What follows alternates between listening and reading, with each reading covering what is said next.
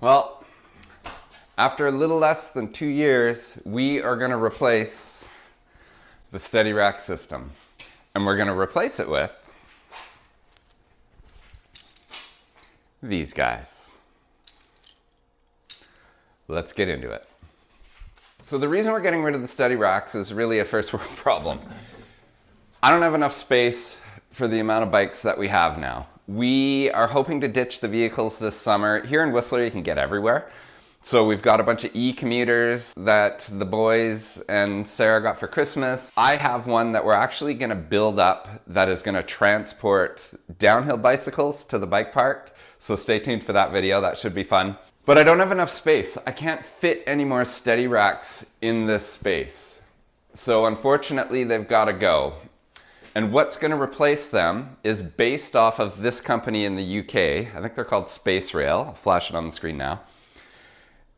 The problem with the Space Rail system is that it is crazy expensive. I think it was well over $2,000 to get it here in Canada in the configuration that I'm going to be doing here. So what we're going to be doing, we're replacing it with a track sliding system. So this wheel assembly is going to slide on an industrial barn door track essentially with an extra large park tool hook hanging from it with a nylon nut washer thread locked on there, running on a track in the ceiling. This will be able to hold at least 12 bikes in the same space that I have 6. So essentially double, all able to slide, pivot, forwards, backwards. That is the plan. Let's get into it. I'll save you all the finding the joists and everything, and we'll carry on partway through. I'll see you in a bit. Okay, so first hiccup. I don't know if you guys will be able to see, but my ceiling joists run this way. Now, I'm not a builder. I'm not in the trades. I wish I was. I suck with my hands. I was really hoping they ran this way, and I would be able to just drill into my track everywhere, like every, I don't know what it would be, 13, 16 inches sort of thing. So I have to tack the thing in here. I don't have any options of distance from the wall, because if I come up to the next one, we won't be able to get the car in the driveway. So I'm kind of here, and I gotta hope that I'll be able to spin the bike and they're all gonna fit. So first hiccup. See, nothing ever goes smooth for Todd. Now I'm sure a builder and some construction savvy people would have known that in a garage your joists run this way. I don't know. Maybe they changed. But yeah, so first hiccup. So we're right here. We're gonna run this way. It's a 12-foot track. I'm gonna try and get it up there by myself. We'll see how this is gonna work out. All right, we are going to drill the pilot holes for the screws that are gonna go into the ceiling to hold the track up every foot. Just gotta be careful that the head of the screw is not hanging down far enough to stop the wheels from sliding, or it defeats the whole purpose of the track. Here we go. So we've drilled the pilot holes in my track. Now I'm going to try and put it up solo. I'm going to try and lag bolt one end, head over to that side. Okay, so the moment of truth.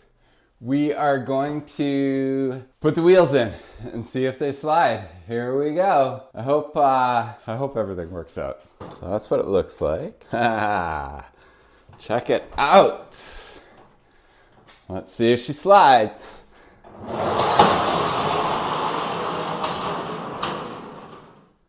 So far, so good.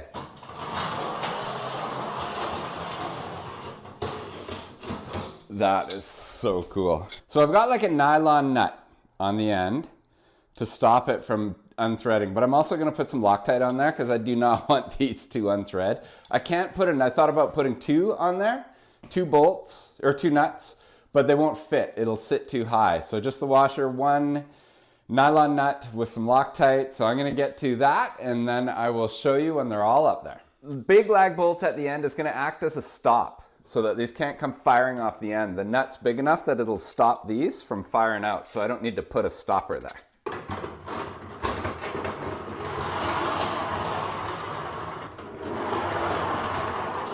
Okay, here we go. The bikes are up. Couple quirks I've noticed. We're missing 1 bike. Couple quirks. The rotating hook So I'm gonna have to figure out some sort of wedge or kind of like a dampening device, like cranks for the slopey guys so they don't spin but can still rotate. So I might figure that out. Also, I'm gonna get some big diameter pool noodle and cut it, slice it, and then put it on the stanchions and stuff. I used to use that on the back of the tailgate pad. So that'll take care of it. But let's, I'll slide them. I'll show you how easy it is. We'll slide them all the way down, and then I'll pick a bike in the middle and we'll pull it out. Keep in mind that this, I haven't tried to organize these at all. This is just me throwing them up. These are about 75 pounds each, these little Rad Power e-bikes. So there we go. So they're all kind of down. The thing I like about the 12-foot section, which I didn't need to get, but wanted to get, is that now I have a lot of room to move the bike. So they don't need to live like this, all shoved kind of over in the corner. But we'll just put them over there for now. Let's get the Yeti out and see. So just give that a slide. The thing too that I like about pulling them off with these rotating hooks is that you can pull it off of the hook in any direction kind of thing. And there we go. Just like that. I thought I had the perfect garage bike storage system before. Turns out I didn't. So here's the materials I used. The track. The only thing I could find on Amazon for Canadian delivery was crazy expensive. So I paid $150 for a 12-foot section ordered in at the Pemberton hardware store. I will show you the link for the pack of the wheels and the hooks. The hooks are the Park Tool extra large hook. And the reason I went with them versus this traditional hook is you can see on the ends, it's threaded. So I didn't have to worry about trying to thread those thick, coarse wood screw threads on the traditional hook. The Park Tools comes with the nuts, comes with the hooks. So it made it easy. So I just had to kind of modify some bolts. I got the nylon locking nuts so that they don't slowly work their way loose and come crashing down on me. So it seems to be working so far. So the next one, we are gonna modify a cargo e-bike, dual battery, 450 pound payload. I will show you the thing later, it's a beast. With a chair, and we're gonna modify it to carry 2 downhill bikes to the bike park or wherever it is you happen to wanna go. So we'll see, I haven't figured out how we're gonna mount them to the side of the bike, but that's gonna be the video, modding that to carry 2 people, 2 bikes, on a bike. So please subscribe if you want to check that one out. It's going to be a gooder. Thanks for tuning in, and we'll see you in the next one.